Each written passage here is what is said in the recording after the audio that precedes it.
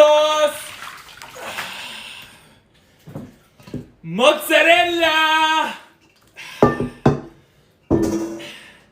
pepperoni.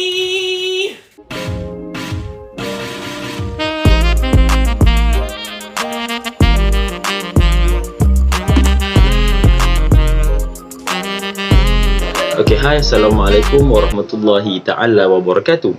Okay, seperti yang kita tengok pada video sebelum ni tadi kan.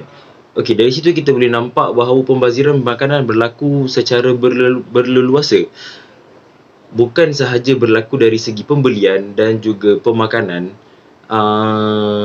malah berlaku juga dari segi pada zaman sekarang ni orang membuat sebagai satu konten untuk menghiburkan diri. Maksudnya buat hanya untuk suka-suka, bukan untuk memberi manfaat kepada orang lain, bukan, tidak.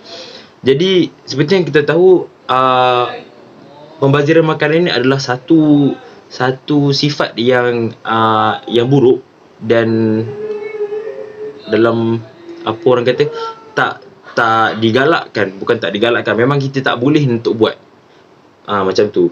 Sebabnya yang pertamanya adalah dia, kalau nak katakan dia kepada dunia, dia membawa kepada, dia lagi merosakkan pemanasan global dunia dan juga fenomena perubahan iklim. Jadi macam mana untuk menangani pembaziran sisa makanan ni kan? Sebab sisa makanan ni macam terlalu banyak, jadi kadang-kadang susah nak dilupuskan macam tu. Jadi untuk macam rumah-rumah yang biasanya ada sampah-sampah tu kan, lepas makan apa barang-barang mentah, lepas potong-potong tu. Okey, jadi macam mana untuk kita menangani masalah pembaziran ni, ataupun pembuangan sisa makanan ni? Yang pertamanya adalah kita boleh membuat sebagai baja kompos. Baja kompos ni bagus, maksudnya berkesan, sebab kita boleh menggunakan balik sisa-sisa makanan tadi tu dan kita sekalikan dia untuk dijadikan sebagai baja kompos. Yang seterusnya adalah dari segi pembelian dan juga pemakanan. Tapi saya fokuskan lagi kepada pembelian, sebab kalau kita tak beli, kita tak makan. Macam tu.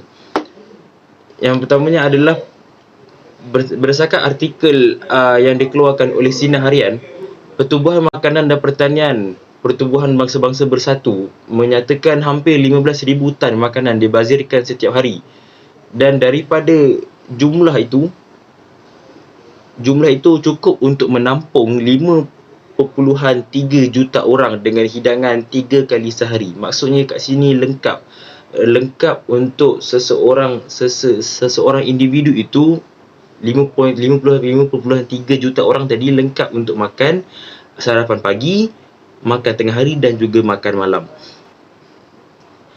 Dan disebabkan itu, kita sepatutnya sebagai masyarakat, sebagai seorang manusia, sebagai seorang individu dan juga sebagai seorang yang beragama, sepatutnya ada dalam diri kita adalah sifat syukur.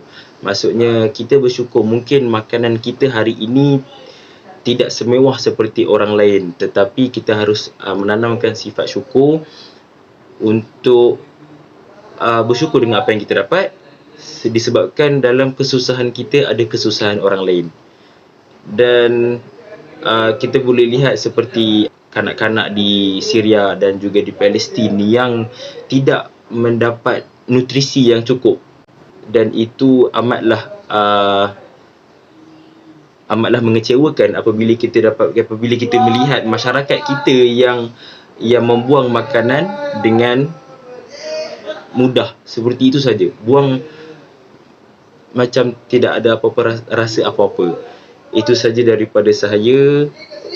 Terima kasih. Assalamualaikum.